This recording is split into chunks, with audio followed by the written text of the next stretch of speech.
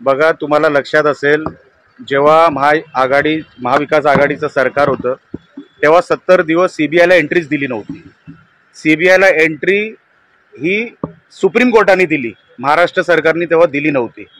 Point number 1. Point number 2, 70 दिवसामध्ये सरकार ह्यांचं, पोलीस यंत्रणा ह्यांच्याकडे होती. कुठलं एव्हिडन्स ह्यांनी ठेवलं असेल? आता डिस्ट्रक्शन ऑफ एव्हिडन्स हा पण एक क्लॉज आहेच ना. आणि म्हणून किती जरी हे लोकांनी साफसफाई करायचा प्रयत्न केला असेल तरी हे लोक आदित्य ठाकरे किंवा जे कोण संबंधित असतील या केसमध्ये त्या लोकांना वाचू शकणार नाहीत. कारण का ही स्ट्रेट फॉरवर्ड केस आहे. अहो, त्यांच्या सतीश सालियांच्या आजच्या ॲफिडेव्हिटमध्येच तुम्ही वाचा ना काय लिहिलंय. पहिल्याच क्लॉजमध्ये लिहिलेलं आहे, बॉडी 14व्या माळ्यावरून खाली पडली, बॉडीवर एकही मार्क नाही. असं काय होतं की तुम्हाला बॉडी डिस्पोज करावी लागली लगेच? असं काय होतं? एवढी काय अर्जन्सी होती? फॉरेन्सिक लॅबमध्ये का बॉडीला नेलं नाही? आता जे काय एव्हिडन्स तुम्ही फॉरेन्सिक दाखवताय, आम्हाला काय माहीत ते खरोखरच दिशा सालियांचं आहे की नाही? हे सगळे विषय आजचे नाहीयेत साहेब. आम्ही सगळे 8 जून 2020ला दिशा सालियन गेली. आम्ही 9 जून पासून हे प्रश्न विचारतोय. SIT स्थापन झाली 2022ला.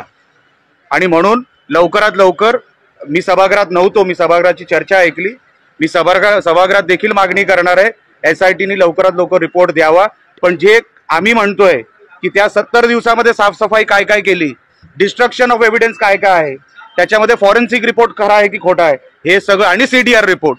फक्त CDR रिपोर्ट साहेब बाहेर पडला तर हे जे कोण आहेत ना, त्या काळातले जे मंत्री होते पहिले आतमध्ये जातील, त्यांना जावंच लागेल, कारण का कायदा येतो. या प्रकरणामध्ये मला बदनाम करण्याचा प्रयत्न होतोय. आदित्य ठाकरे म्हणतात ते जे काय असेल ते आम्ही कोर्टात बघू. अरे, तुला काय लायसन्स आहे का मर्डर करायचं? महाराष्ट्रामध्ये कोण आहे तू? लायसन्स आहे का तुझ्याकडे? जो नागडानाच आदित्य ठाकरेंनी त्या 2.5 वर्षामध्ये जेव्हा वडील मुख्यमंत्री होते तेव्हा जो केला होता ना, ती भरपाई करावी लागणार इकडेच, ह्याच जन्मात करावी लागणार. महाराष्ट्र हे कधी सहन करणार नाही. हे काय फालतूगिरी आहे? तू ठाकरे आहे म्हणून तू काही करशील काय?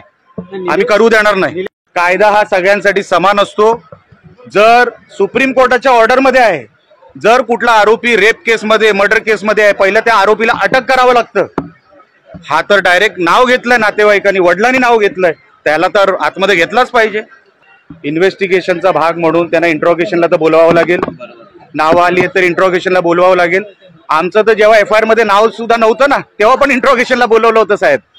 लक्षात घ्या, ह्यांचं तर डायरेक्ट सुप्रीम कोर्टामध्ये आज नाही नाव घेतलंय, 2020 मध्ये नाव घेतलेलं आहे.